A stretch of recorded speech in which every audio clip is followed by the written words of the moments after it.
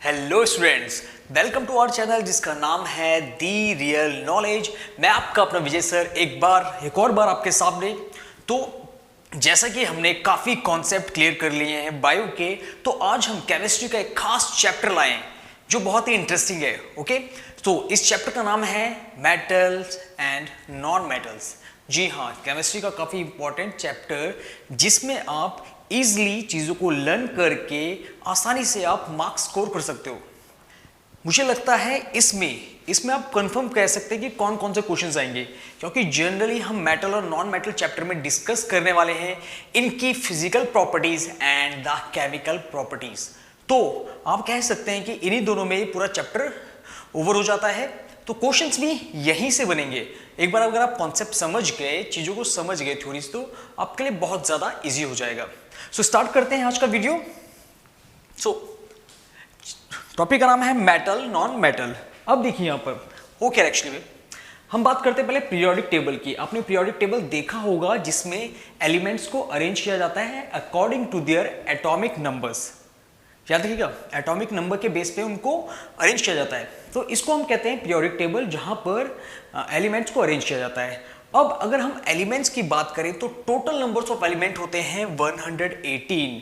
Okay, जिनमें से आप कह सकते हैं 90s होते हैं मेटल्स एंड 22 होते हैं नॉन मेटल्स। लास्ट जितने फर्दर बच जाते हैं वो होते हैं मेटलॉइड्स। ओके, इन्हें मेटलॉइड्स कह सकते हैं। तो ये होता है इनका डिस्ट्रीब्यूशन। तो जनरली आप देख सकते हैं ये मेनली डिफरेंशिएट होते हैं मेटल और नॉन मेटल में। अब इनकी जो प्रॉपर्टीज है वो भी पूरी तरह से डिफरेंट होती है। तो ये चेक करते हैं कि आखिर में क्या क्या डिफरेंसेस हैं। ओके, सो फर्स्ट यहां से स्टार्ट करते हैं। पहली प्रॉपर्टी हम देख रहे हैं वो है फिजिकल स्टेट। देखिए, फिजिकल स्टेट मतलब है कि कोई भी एलिमेंट या मेटल या नॉन मेटल किस स्टेज में है, वो सॉलिड है, लिक्विड है या गैस है। अगर हम जनरली मेटल्स की बात करें तो मेटल्स जनरली सॉलिड होते हैं। ओके, सॉलिड होते हैं। आप ले सकते हैं कॉपर, आयरन, गोल्ड, भाई सारे सॉलिड है। ओके, अब यहां पर जनरली इनमें होता क्या है, यहां पर कहीं कहीं पर आप देख सकते हैं थ्योरीज में इन पे आते हैं कोई एक्सेप्शंस, मतलब कोई एलिमेंट अलग ही काम कर रहा होता है। अब अगर इसके एक्सेप्शन की बात करें कि भाई कौन है अलग, जो अलग ही जा रहा है, जिसको मजबूत नहीं बनना है, तो यहां पर एक्सेप्शन है बहुत ही अच्छा कह सकते हैं एलिमेंट जिसका नाम है मर्क्यूरी। ठीक है, Ag इसका सिंबल है। ये होता है लिक्विड फॉर्म में, ठीक है, इन रूम टेम्परेचर। तो ये इसका एक्सेप्शन है। जनरली अगर हम बात करें तो मेटल सॉलिड होते हैं, बट जो मर्क्यूरी है वो होता है लिक्विड। इसके साथ ही एक नेम आता है गैलियम का। देखिए, इसको कहीं लिया जाता है, कहीं पर नहीं लिया जाता है लिक्विड में, बट ये भी जनरली अगर आप इसे अपनी स्किन पे रखेंगे तो ये क्या हो जाता है, मेल्ट हो जाता है। इसका मतलब बॉइलिंग पॉइंट आप कह सकते हो बहुत कम होता है। ओके, मेल्टिंग पॉइंट मतलब बहुत लो होता है, बहुत जल्दी एकदम से पिघल जाता है। अगर हम बात करें नॉन मेटल्स की तो यहां पर भी कुछ खास तरह के एलिमेंट्स है। देखिए, अगर हम बात करें नॉन मेटल्स में तो नॉन मेटल्स सॉलिड भी होते हैं। सॉलिड कौन से आप चेक कर सकते हैं, कार्बन हो गया, फ्लोरीन हो गया। ओके, डिफरेंट टाइप के क्या होते हैं, ये सॉलिड भी हो सकते हैं। सल्फर हो गया। गैस तो बहुत है भैया, गैस तो सारा गैसी से तो भरा ही है। ऑक्सीजन, ठीक है, नाइट्रोजन, सब कुछ, एवरीथिंग सब चीज क्या भरा है, गैस से भरा है। बट यहां पर भी एक्सेप्शन है कि यहां पर भी लिक्विड फॉर्म में एक नॉन मेटल पाया जाता है जिसे हम कहते हैं ब्रोमाइन। Okay, bromine. तो यहां पर हमने चेक कर लिया कि जनरली सॉलिड मेटल्स होते हैं, एक्सेप्शन है मर्क्यूरी और गैलियम।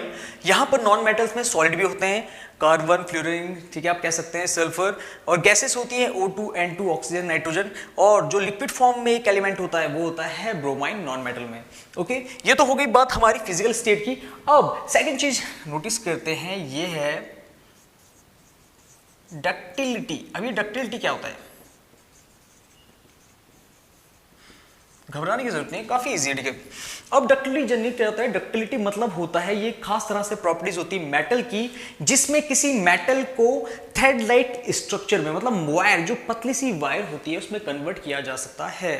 भाई बहुत सारे एग्जांपल है इसके, आप अपनी लीड्स में देख सकते हैं, फोन के चार्जर्स में देख सकते हैं, आपके घरों में जो इलेक्ट्रिक सिस्टम है टोटल, उसमें भी तो वायर यूज की जाती है कॉपर की, तो उसे ही हम कहते हैं डक्टाइल। ओके, सो अगर हम बात करें मेटल्स की, तो मेटल क्या होते हैं, डक्टाइल होते हैं, ठीक है।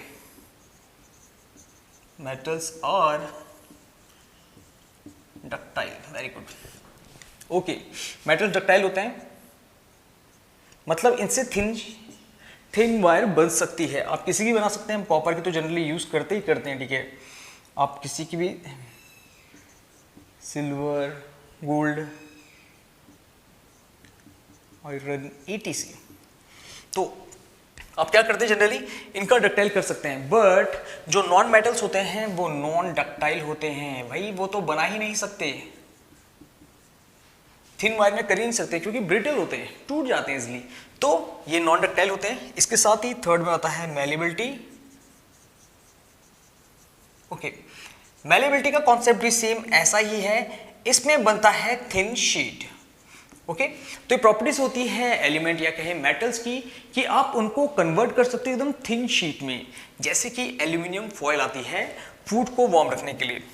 ओके, तो अगर हम बात करें मेटल्स की, तो मेटल्स आर malleable, AuCuFe, तो गोल्ड, कॉपर और आयरन को भी किया जा सकता है मेलेबल, एकदम थिन शीट में कन्वर्ट किया जा सकता है। और अगर आपको याद होगा तो रदरफोर्ड ने भी गोल्ड फॉयल चुनी थी, ओके, क्योंकि इसको बहुत ज्यादा थिन किया जा सकता है, ठीक है। That's why Rutherford choose the gold foil for here, ठीक है, यस, अपने एक्सपेरिमेंट्स के लिए। सो अगर हम बात करें नॉन मेटल्स की, तो नॉन मेटल्स होते हैं नॉन मैलेबल। भाई नॉन मैलेबल होते हैं, बिल्कुल सही, नॉन मैलेबल्स होते हैं, मींस ये थिन शीट में कन्वर्ट्स नहीं हो सकते हैं। अब हम बात करते हैं सोनोरिटी की, मींस रिंगिंग साउंड। तो देखिए, अब ये भी एक प्रॉपर्टी होती है मेटल की, कि मेटल पे कैसी साउंड आती है जब वो किसी चीज से हिट होती है, तो उस पे आती है रिंगिंग साउंड। आपके जो यूटेंसिल्स होते हैं, आपके जो बर्तन होते हैं किचन में, आपने देखा होगा जब वो गिरते हैं या टकराते हैं किसी चीज से, तो एक स्पेशल टाइप की रिंगिंग साउंड बनती है, इस टाइप की, एकदम से वाइब्रेशन होता है, सबने देखा होगा। तो अगर मेटल्स की बात करें तो मेटल्स होते हैं सोनोरस। बिल्कुल भाई, बिल्कुल बिल्कुल, बहुत बढ़िया आवाज आती है। कभी फेंक के देखिएगा, ऐसा मत कीजिएगा, फेंक के मत देखिएगा। बचपन में मम्मी ने काफी ज्यादा फेंके हैं, तो ये साउंड तो मुझे बहुत अच्छे से याद है।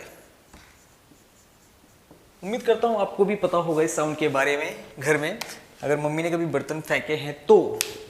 ओके, तो बात करें अगर हम मेटल की, तो मेटल सोनोरस होते हैं, मींस ये स्पेशल टाइप का साउंड क्रिएट करते हैं। भाई टकराने से साउंड क्रिएट होता है, आपने देखा होगा, आयरन हो गया, ठीक है, अब देख सकते हैं निकल हो गया, इनसे जब भी कोई चीज हिट करती है तो रिंगिंग साउंड आती है। जबकि नॉन सोनोरस, नॉन मेटल से कोई ऐसी आवाज नहीं आती है। ओके, तो ये हो चुका हमारे 4 point, physical state, ductility, malleability और सोनिटी।